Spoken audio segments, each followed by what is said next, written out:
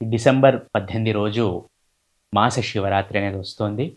ఈ మాస శివరాత్రి రోజు శివుడికి అభిషేకం చేసుకోవటం ద్వారా ప్రదోష కాలంలో, ప్రదోష కాలము అంటే చంద్రోదయ కాలం అని చెప్పుకోవచ్చును.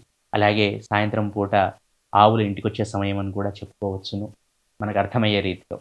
ఆ సమయంలో శివారాధన చేయటము, శివుడికి అర్చన, అభిషేకం చేయటం ద్వారా ఒక సంకల్పంతో లింగార్చన చేయటం ద్వారా మంచి ఫలితాలు దక్కుతాయి. శివుడు ఐశ్వర్యకారకుడు.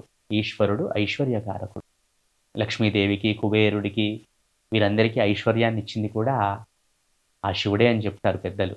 కాబట్టి ఈ మాస శివరాత్రి రోజు ప్రదోష కాలంలో అనగా సాయంత్రం పూట శివుడికి అభిషేకం చేసుకోవటం ద్వారా లేదా ఏదైనా శివాలయాల్లో వెళ్ళి అభిషేకాన్ని ప్రత్యక్షంగా వీక్షించి తీర్థమును పొందటం ద్వారా ఐశ్వర్యాన్ని పొందే అవకాశాలు పుష్కలంగా ఉన్నాయి. ఏం చేసినా భక్తి శ్రద్ధలతో చేయటం చాలా ప్రధానము.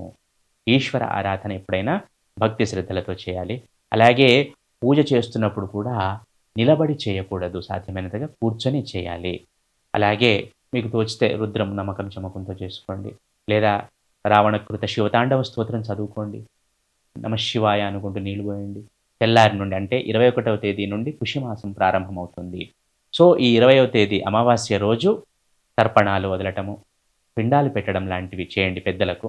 దీని ద్వారా పితృదేవతల ఆశీర్వచనములు పొందవచ్చును. అలాగే మీరేదైనా మంత్రోపదేశం పొందినట్టయితే ఆ మంత్రాన్ని కూడా వీలైనన్ని సార్లు జపం చేసుకోండి. వీలైనన్ని ఎక్కువ సార్లు జపం చేసుకోండి. దీని ద్వారా శక్తి అనేది పెరుగుతుంది మీలో.